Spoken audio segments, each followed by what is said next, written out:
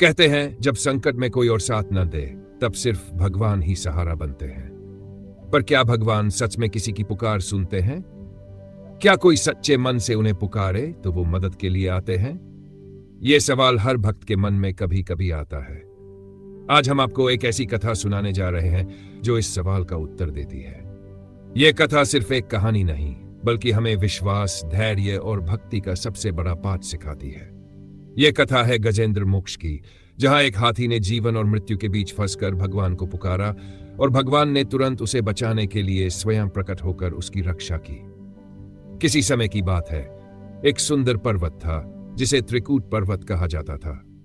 इस पर्वत की घाटियां हरी भरी थी, वहां तरह तरह के पशु पक्षी रहते थे।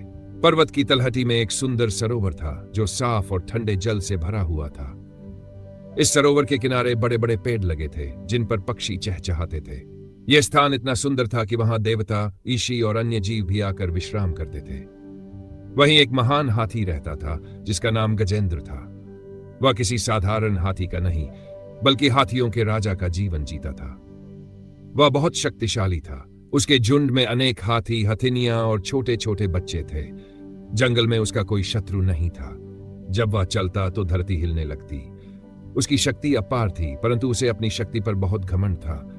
वह सोचता था कि वह जंगल का राजा है, कोई उसे हरा नहीं सकता। एक दिन की बात है, गर्मी बहुत अधिक थी। सूरज आसमान में तेज चमक रहा था, पेड़ पौधे मुरझाने लगे थे, पक्षी पानी की तलाश में इधर उधर उड़ रहे थे। ऐसे में गजेंद्र अपने झुंड के साथ उस सरोवर के किनारे पहुंचा। वहां का पानी बहुत ठंडा और मीठा था। हाथियों ने उसमें प्रवेश किया और आनंद से स्नान करने लगे। गजेंद्र ने अपनी सूंड से पानी उछाला, हथिनियों और बच्चों के ऊपर पानी डाला। सब बहुत खुश थे। उन्हें यह एहसास ही नहीं था कि कोई बड़ा संकट उनकी ओर बढ़ रहा है। जैसे ही गजेंद्र पानी के भीतर और गहराई में पहुंचा, अचानक उसके पैर में किसी ने जोर से पकड़ लिया। गजेंद्र चौंक गया। उसने नीचे देखा तो एक विशाल मगरमच्छ ने उसका पैर पकड़ रखा था। मगरमच्छ बहुत ताकतवर था। वह कई वर्षों से उस सरोवर में रहता था और वह बहुत क्रूर था। गजेंद्र ने पूरी ताकत से अपना पैर छुड़ाने की कोशिश की, लेकिन मगरमच्छ ने उसे और कसकर पकड़ लिया। गजेंद्र ने जोर लगाया, अपनी सूंड और पैरों से उसे मारने की कोशिश की, लेकिन मगरमच्छ पानी के भीतर था जहां वह अधिक शक्तिशाली था। गजेंद्र के झुंड के अन्य हाथी डर गए। उन्होंने भी उसे बचाने की कोशिश की, लेकिन मगरमच्छ ने गजेंद्र को इतनी मजबूती से पकड़ा था कि उसे छुड़ाना असंभव था। धीरे धीरे समय बीतता गया। हाथी थकने लगा, उसकी शक्ति कम होने लगी, लेकिन मगरमच्छ की पकड़ मजबूत होती गई। गजेंद्र को समझ आ गया कि अब वह अपनी शक्ति से नहीं बच सकता।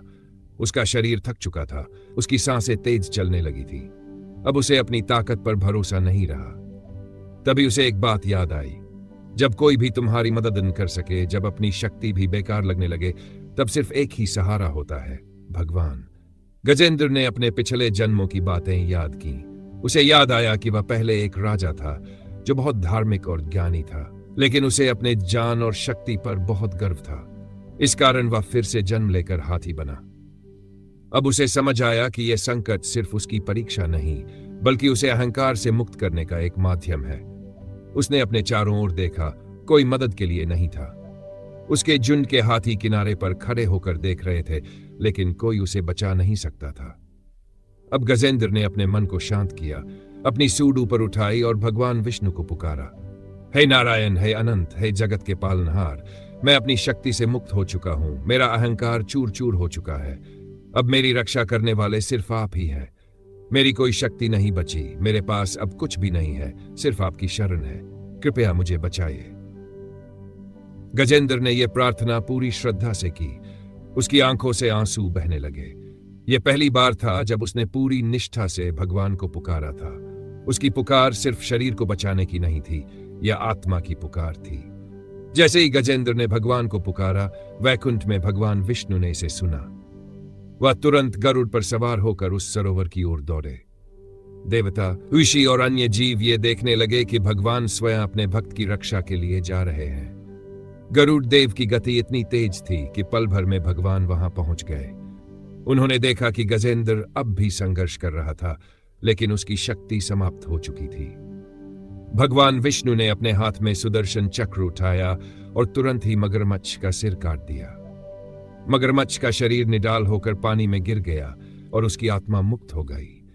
गजेंद्र भी इस पल को देखकर भाव विभोर हो गया। उसने महसूस किया कि यह केवल शारीरिक मुक्ति नहीं थी, बल्कि आत्मा की मुक्ति थी। गजेंद्र ने अपने मन में संकल्प लिया कि अब वह कभी अपने अहंकार में नहीं रहेगा। वह भगवान की भक्ति में लीन हो गया। भगवान विष्णु ने गजेंद्र को आशीर्वाद दिया और उसे वैकुंठ ले गए, जहां उसे दिव्य रूप मिला। इस तरह गजेंद्र को न केवल मगरमच्छ से मुक्ति मिली, बल्कि जीवन मरण के चक्र से भी छुटकारा मिल गया। यह कथा हमें सिखाती है कि संकट के समय हमें केवल अपनी शक्ति पर निर्भर नहीं रहना चाहिए। जब अहंकार खत्म होता है और सच्चे मन से भगवान को पुकारा जाता है, तो भगवान अवश्य आते हैं। उन्होंने गजेंद्र की तरह अनेक भक्तों को बचाया है और वे हमेशा अपनी शरण में आए हुए भक्तों की रक्षा करते हैं।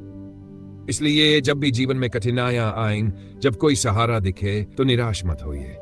बस सच्चे हृदय से भगवान को पुकारिए, वे अवश्य आपकी रक्षा करेंगे।